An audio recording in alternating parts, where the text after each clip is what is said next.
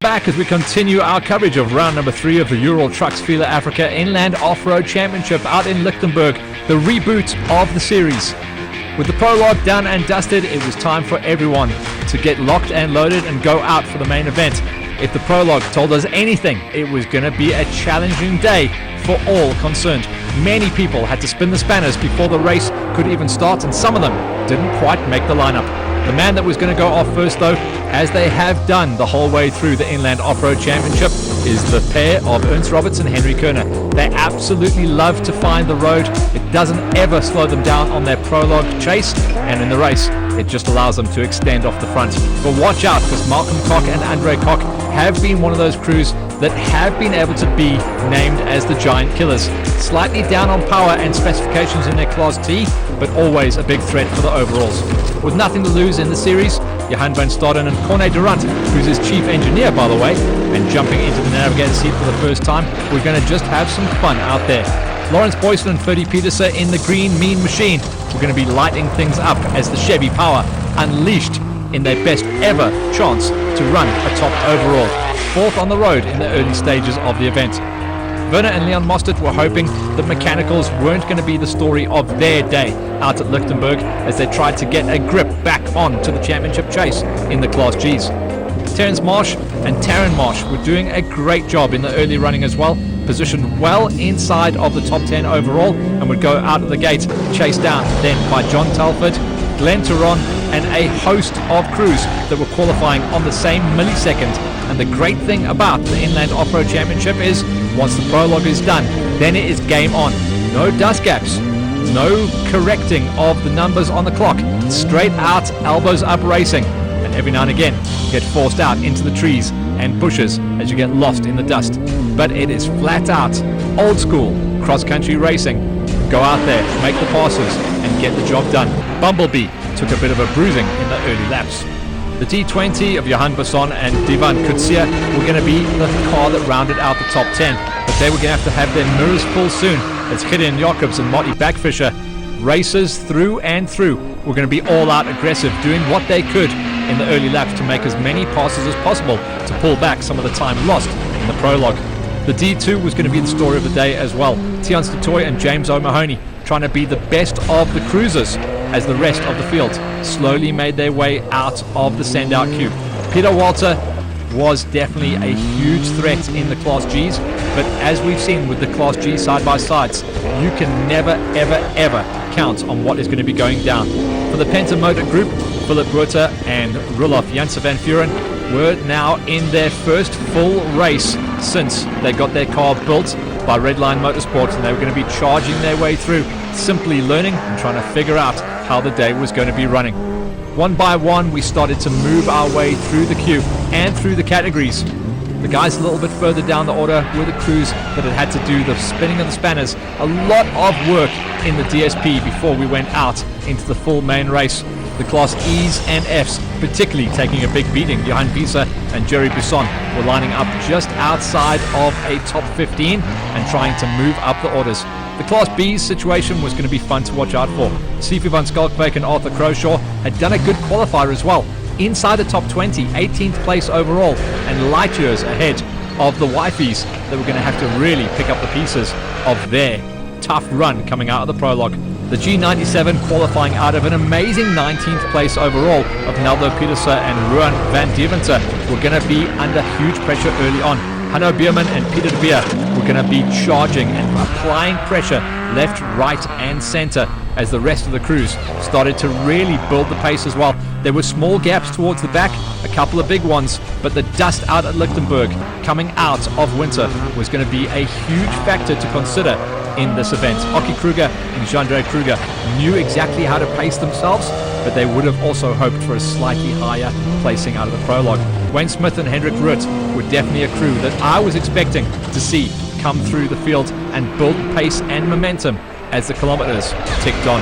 For Michael de Beer and Jean de Beer, they were out there representing for the M&J Motors as well as Rousseau Fuels filling station, and wanted to show the home crowd what they were made of and try and challenge for at least a podium in the Class Gs.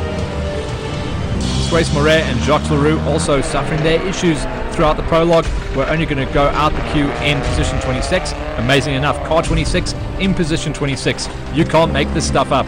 And then Mono Moorman and Peter Bartenhorst were trying to see if the E19 machine could simply survive.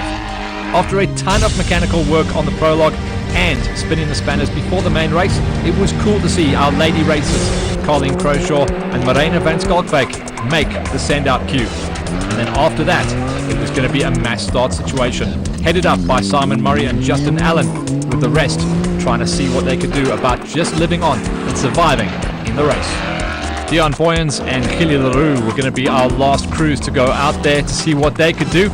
They had 4 wheels on the car now. That was a really good start. They would have to make mincemeat of the field to try and get a result. Obviously, coming into loop number 2, the situation was most of the cars still rolling along quite nicely. But check this out. Ernst Roberts overtaking the B1 of Colleen Croshaw in the mud, and the lines that the faster crews had to take were absolutely insane.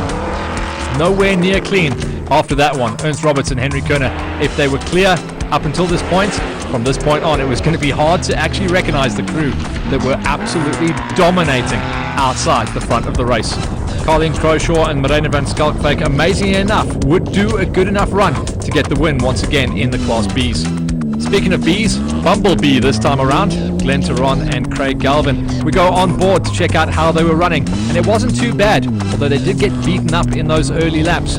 They would eventually, though, have to fall out with a front ball joint that broke and set them way, way, way back in their championship aspirations. A heartbreaker for Bumblebee, who started the year near on untouchable in the Class Gs.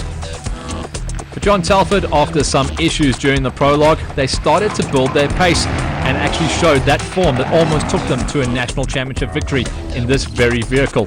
After a ton of problems then, John and Cyril kept pushing through, setting a decent pace at one stage as well, and eventually getting a second place in the Class A's. Not just that, third overall in the special vehicle category was their award at the end of a tough and trying day out at Lichtenburg, and that with almost no racing experience for nearly 12 months. That's a nice result. For Naldo Pieterse and Ruan van Deventer in the G97, it was a non-finish, but they will be back in the mix. A trouble-free and fast first loop seemed too good to be true. Lawrence and Ferdy were still in the groove in the flying green bat, but then, literally in sight of the finish line, on the first of 3 loops, a bolt on the rear suspension snapped in a second gear right-hand corner, causing the car to roll over 1.5 times. Luckily, due to the strength of the roll cage though, and the quality of the safety standards upheld by the controlling body, Motorsport South Africa, the crew escaped with no injury at all, ruining what might have been. After a complete rebuild, taking many months, Dion, by his own red-faced ambition, forgot to tighten the wheel nuts and therefore lost a wheel in the prologue, damaging the brakes in the process. However, roadside repairs and a bit of tinkering in the pits helped, as they had a relatively trouble-free run, apart from some brake issues, to clinch a Class A victory and a second overall in the special vehicle category. That's a nice comeback drive from starting almost at the very, very back of the pack.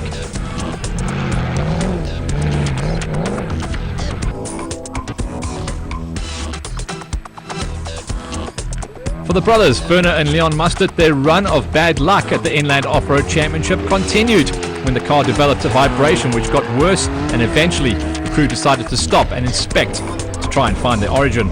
To their horror, they found a broken front diff, which in turn sheared off all the mounting bolts, and they had to simply call it a day. The reigning national champions having a tough run of it at the Inlands. And the E99 entry of Sean Van Staden and Alnut sadly also had to call it a day after their left rear shock absorber collapsed, and they simply couldn't go any further. Let's hope his dad would fare better in the Alfa Renault Duster. For Suisse Moret and Jacques Leroux, they were right in the mix and the thick of things for a great part in the Class E battle, but mechanical issues eventually also caused them to be added to the list of non-finishers.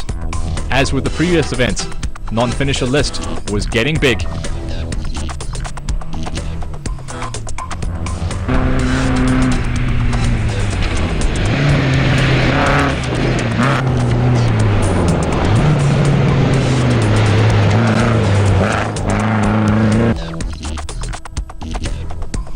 Whilst not in the running for top honours in Class D, Hein Kruger and Albertus Venter still gave it their very best and were well on their way to a good finish. Off-road, though, is a cruel mistress, and halfway through the second of their 3 racing loops, their steering rack broke, and they were now out of the running. They too added their names to the list of the fallen soldiers.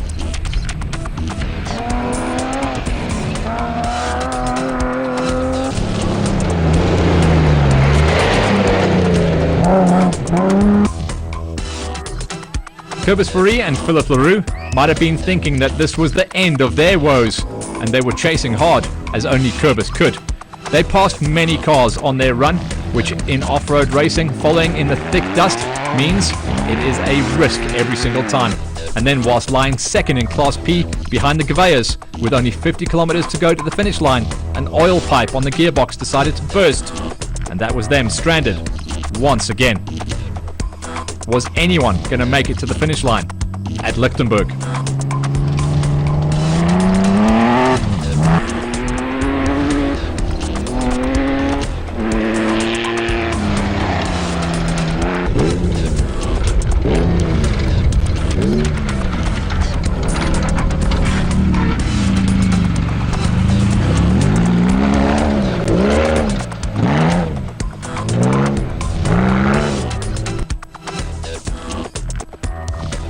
Being back racing after such a long layoff, and with Tony also recovering from a shoulder operation, whilst the crew were rusty and out of form, the car performed extremely well. Apart from a few small niggles, they had nothing major to report. A good run and a good first bath for the car as well, after a massive rebuild during the lockdown. A Class P win, and not just that, a first overall in the special vehicle category. Well done, the Gavayas. All that hard work and late nights in the workshop definitely paying dividends. Gotta love that 350Z sound as well, man. Love it.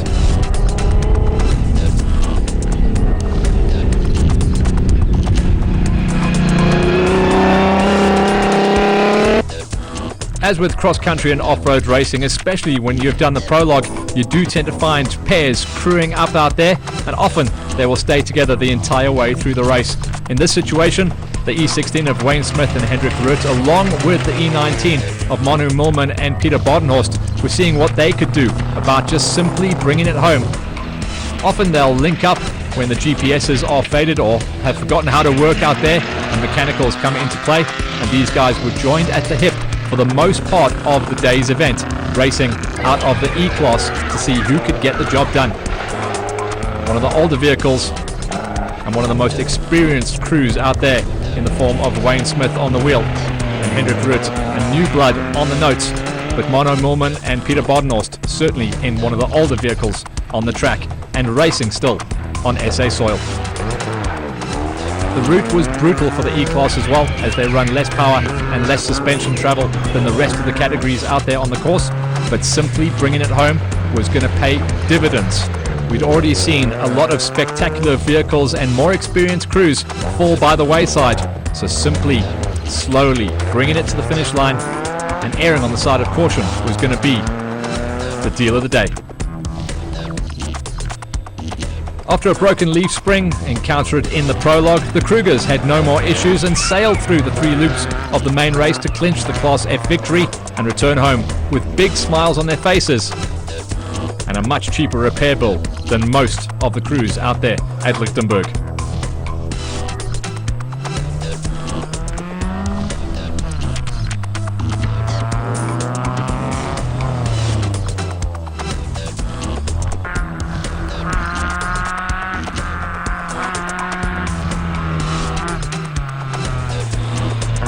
Now at the point of the race where we were seeing some of the crews that started on the back foot start to charge their way forward. One of those crews was the G57 of Simon and Justin, who continued to have hassles in the main race though as well.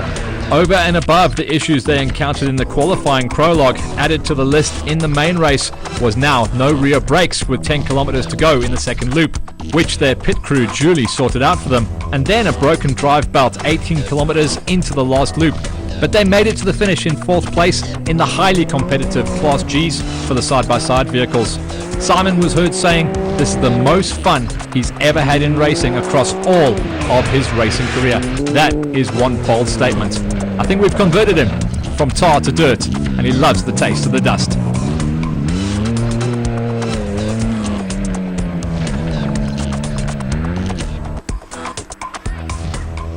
The E5 of Johan Wieser and Jerry Besson had one of those races where simply nothing went wrong.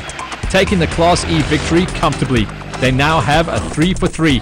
3 starts and 3 finishes, where they're not only leading the Class E championship, but amazingly enough, also lead production vehicles overall for the championship. We may well see a Class E winner for the overalls yet again in 2020.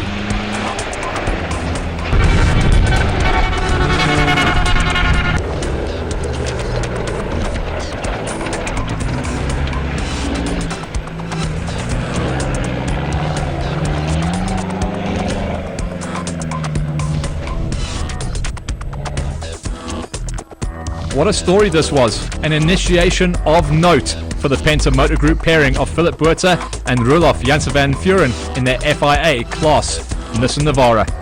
An overshoot on the route saw them land up on their side in a watery mud ditch, but not too far from the Ural truck guys, who notably dragged them out, got them pitched up, got them out of trouble, and sent them back on their way. The box fresh car was looking slightly worse for wear, but in true off-road spirit they soldiered on, and even without the windscreen and no goggles by the way, they managed to reach the finish line elated, tired, muddy, and absolutely pumped on this great world that we call cross-country racing.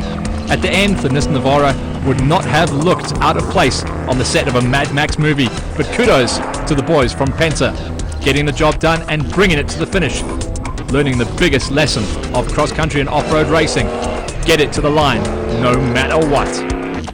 What an eventful race outing it was the first time we saw the G42 car of Gideon Jacobs and Marty Backfisher.